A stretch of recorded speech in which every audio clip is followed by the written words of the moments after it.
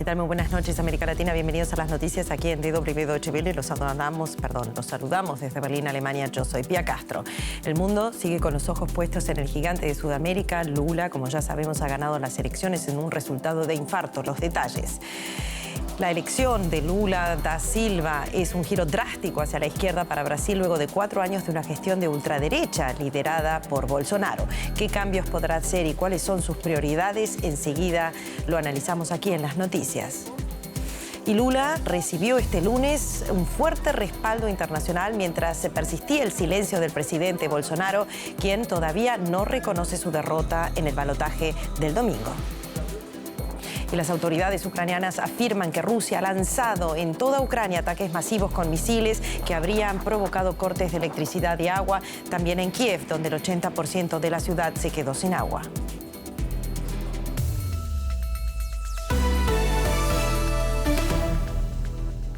El exmandatario Luis Inácio Lula da Silva ganó la segunda vuelta de las elecciones presidenciales en Brasil en un reñido balotaje que impide un segundo mandato al controvertido presidente Bolsonaro.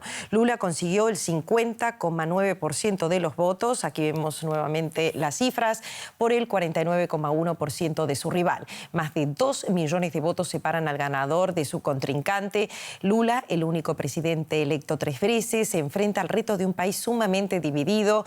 Bolsonaro, que aún se mantiene en silencio, dio vuelta. Recordemos también el resultado en 248 ciudades y un estado. Se quedó con el estado de São Paulo, que es el hogar de cada 5 brasileños. Lula gobernará con un Congreso conservador. Alegría para los seguidores de Lula y decepción en las filas de Bolsonaro. El balotaje en Brasil con un resultado muy reñido. Un 50,9% de los electores votó por el cambio, un 49,1% por el actual mandatario. Acabar con esa polarización, algo que el presidente electo deja claro desde un principio. Llegamos al final de una de las más importantes elecciones para nuestro país. Una elección que enfrentó a 2 proyectos opuestos de país. Y que hoy deja a un solo ganador. El pueblo brasileño. Esta no es una victoria mía o del Partido de los Trabajadores, tampoco de los partidos que me apoyaron en campaña. Es una victoria de un movimiento democrático que se formó por encima de los partidos, de los intereses personales y de las ideologías. La verdadera ganadora es la democracia. Luis Inácio Lula da Silva se convierte así en el primer presidente en obtener un tercer mandato en la historia de Brasil. Las felicitaciones para Lula no se hicieron esperar y llegaron desde todo el mundo, especialmente de los mandatarios de México, Chile, Colombia y Argentina. Todos ellos aliados políticos del que será el nuevo presidente de Brasil. Sus seguidores respiran aliviados tras el desenlace electoral. Es un alivio enorme saber que vamos a volver a creer en la ciencia, en la educación, en las leyes, que las cosas van a empezar a cambiar, que estamos en un largo camino para luchar contra la desinformación y el racismo. Todo eso que estaba creciendo en nuestro país. Este es el comienzo de un muy buen camino para Brasil.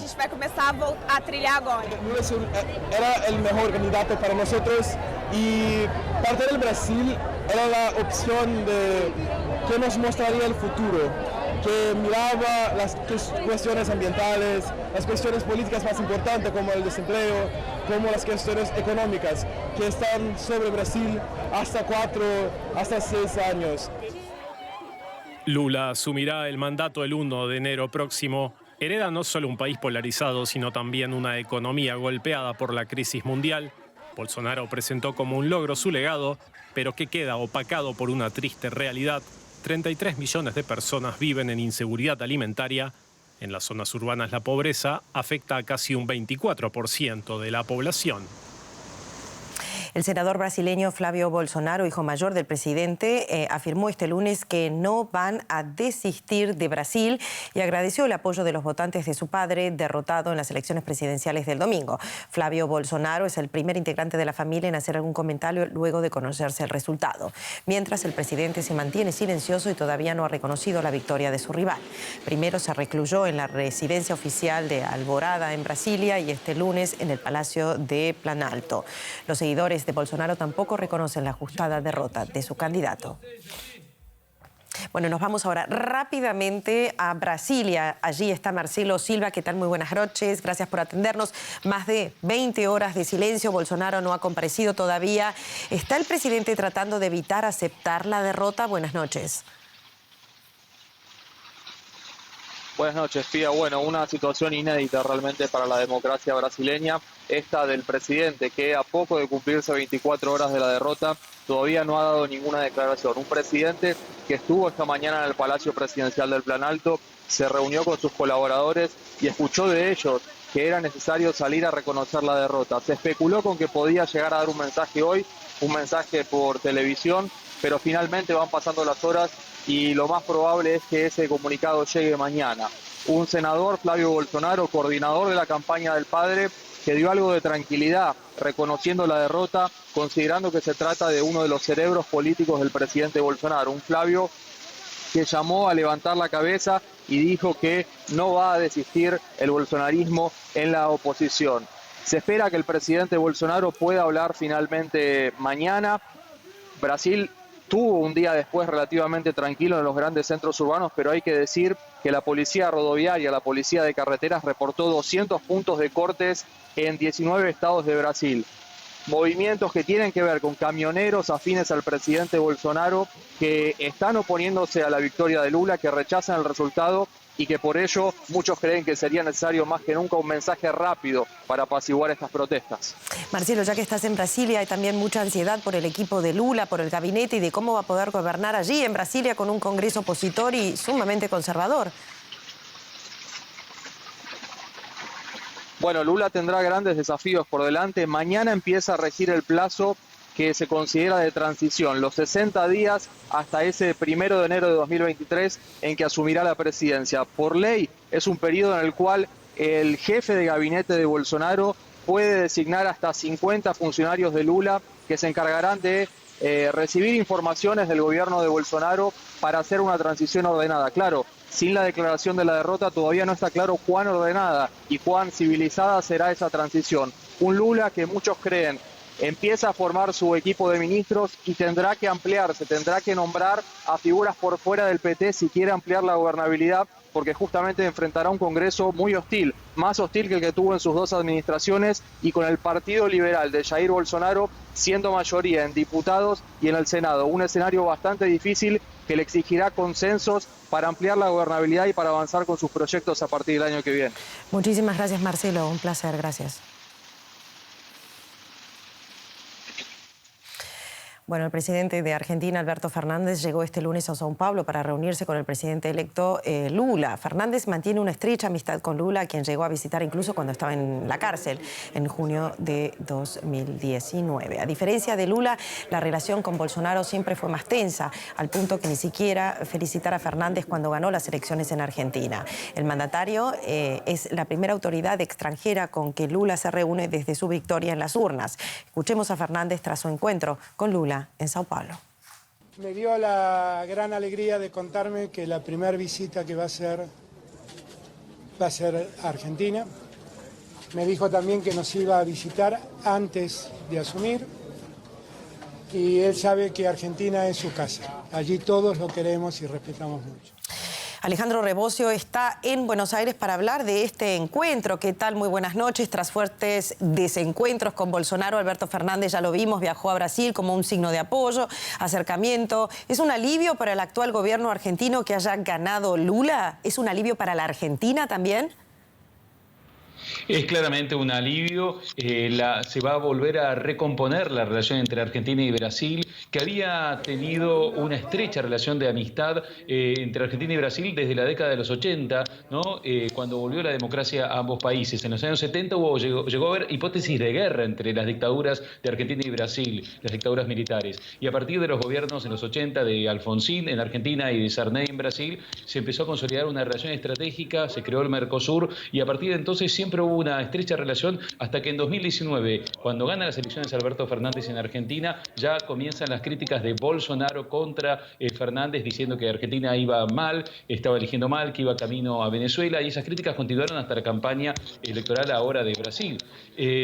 Seguramente no hubo ninguna reunión bilateral entre Bolsonaro y Fernández en estos 3 años, solamente 2 conversaciones al pasar en las cumbres del G20 y de la Cumbre de las Américas en 2021 y 2022. Seguramente ahora se inicia una nueva etapa. Lula ha prometido, como ya también dijimos, viajar a Argentina antes de que asuma el 1 de enero del año que viene. Según Alberto Fernández, hablaron mucho del futuro, habló de un futuro que los abraza, que los convoca, pero concretamente, ¿qué sería?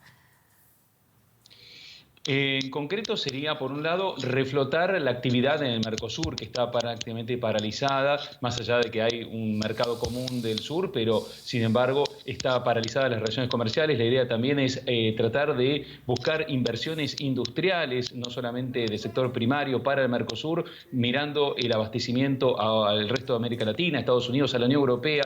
La idea es reflotar el acuerdo de libre comercio Unión Europea-Mercosur, que se firmó en 2019, pero que nunca fue ratificado por los parlamentos de los países de ambos bloques, en parte por la resistencia europea a pactar con el Brasil de Bolsonaro. También la idea es, Argentina quiere ingresar en el BRICS, en el grupo de Brasil, Rusia, India, China y Sudáfrica, con el apoyo de Brasil, y Brasil quiere volver con Lula a la comunidad de estados latinoamericanos y caribeños, la CELAC, de la que se fue Bolsonaro en 2020 porque no quería pertenecer al mismo grupo donde estaban Cuba, Venezuela y Nicaragua. Así que hay diversos proyectos, sobre todo políticos, para relanzar la relación Argentina-Brasil.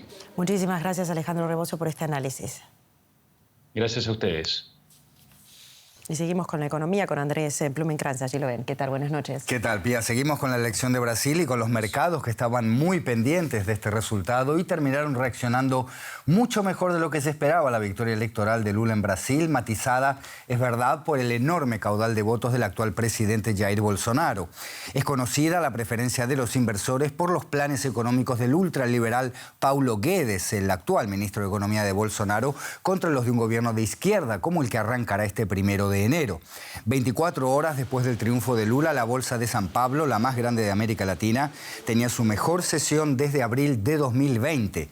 Muchos analistas lo interpretaron como una celebración de la estrechez del margen en el resultado final a favor del candidato del Partido de los Trabajadores y también de los obstáculos que se le presentan a Lula con 2 cámaras del Congreso con mayoría opositora y muchos de los grandes estados brasileños gobernados por aliados de Bolsonaro. Analizamos la elección brasileña desde el punto de vista económico con el politólogo y economista Eduardo Crespo, que nos acompaña desde Río de Janeiro. Señor Crespo, en primer lugar, ¿cómo interpreta usted este buen humor en los mercados después de la victoria electoral de Lula en Brasil?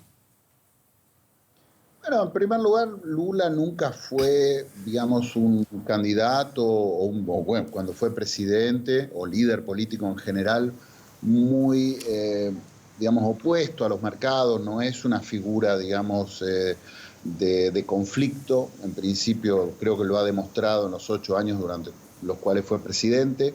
Lleva como candidato a vicepresidente, bueno, ahora ya vicepresidente electo, a Geraldo Alckmin, que era un hombre del liberalismo de San Pablo, digamos, el viejo partido de Fernando Henrique Cardoso, del PSDB, el Partido por la Socialdemocracia Brasileña. Me parece que hay muchas señales que de hecho Lula dio durante toda la campaña de que, digamos, no tiene ninguna intención de hacer algo muy radical en términos económicos, ¿no? Entonces me parece que es bastante comprensible.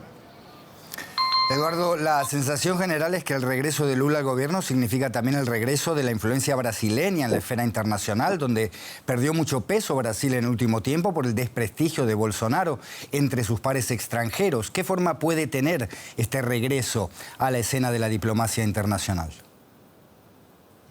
Bueno, en principio, digamos, más allá de que Bolsonaro tiene un planteo, digamos, liberal, tuvo una relación bastante conflictiva con muchos líderes internacionales, como dijeron anteriormente, con líderes de Europa principalmente. Digamos, es muy mal visto por lo que se ha hecho en la Amazonia, donde, digamos, ha habido una despreocupación total, por ejemplo, por el desmatamiento, la deforestación, digamos.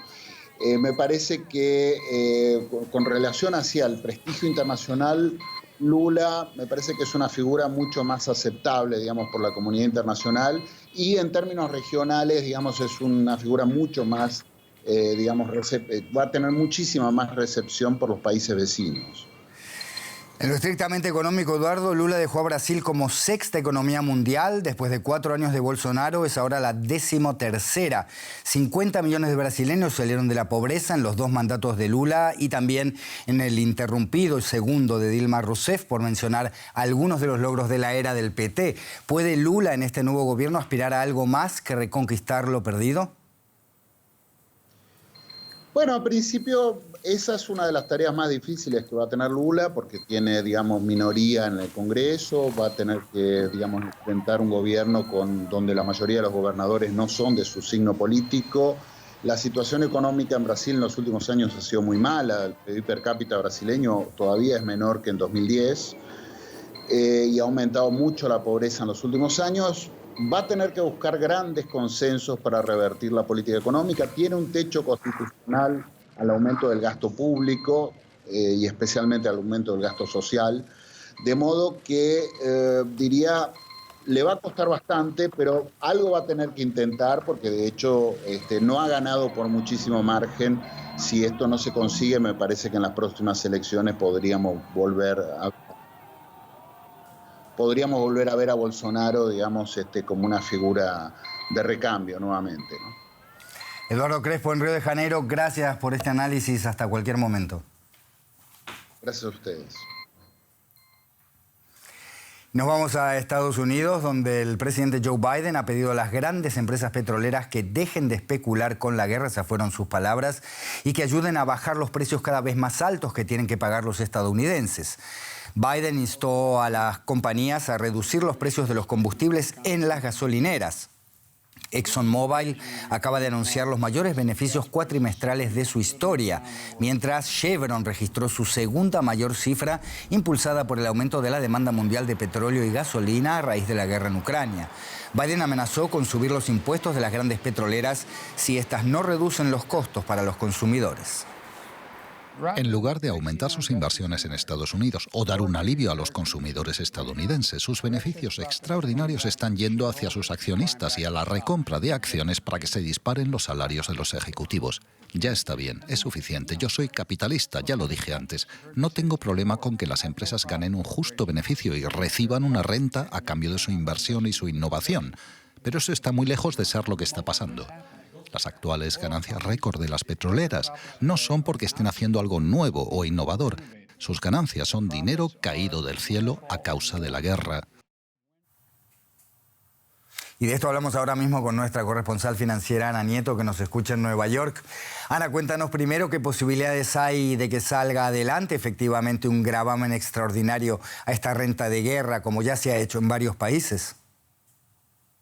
Pocas, muy pocas, casi ninguna, aunque no es la primera vez que se habla de ello en Estados Unidos en los últimos meses. Pero dada la composición actual del Congreso, a través del cual tiene que tramitarse cualquier gravamen fiscal, sobre todo del Senado, donde la mayoría demócrata es muy débil, quizá inexistente para este punto, la posibilidad es que sea ninguna. A no ser que en las elecciones del 8 de noviembre y contra todo pronóstico se den la vuelta a todas las cosas y se amplíe la mayoría demócrata en ambas cámaras. Pero la verdad es que de momento las posibilidades son muy bajas. Lo que sí que ocurre es que este discurso de hoy de Biden sí que resuena entre los votantes que van a ir a votar el 8 de noviembre porque quieren ver más acciones para rebajar la inflación y rebajar también los precios de la gasolina, que están muy por debajo de los que estaban en junio, pero sigue preocupando mucho a los votantes. Biden ha presentado a estas empresas como unas oportunistas por tener unos grandes rendimientos, unos grandes beneficios, pero debido a una guerra, y de dedicar mucho más dinero a la compensación de los accionistas a través de dividendos o recompras de acciones que a hacer más explotación, más exploración o bajar los precios de la gasolina. Ana, ¿existen antecedentes de una medida tan a priori anticapitalista en Estados Unidos? Contanos un poco de historia. Sí, la historia no es muy larga, pero sí ha habido historias a impuestos sobre beneficios extraordinarios que sí que tienen alguna coincidencia con este momento. La primera vez que ocurrió fue durante la Gran Guerra, que se impuso a los beneficios de empresas manufactureras que se beneficiaban de la demanda de la contienda.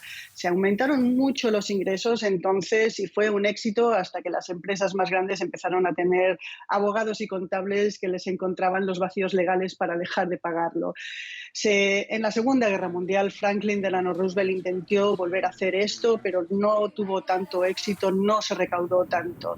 Y la última vez fue en 1980, durante la crisis del petróleo, pero el diseño de este impuesto no fue muy bueno. Se tasó la subida del precio del crudo y eso lo que terminó haciendo es que se disuadió el aumento de la explotación, se recaudó muy poco y además aumentó la dependencia del petróleo foráneo.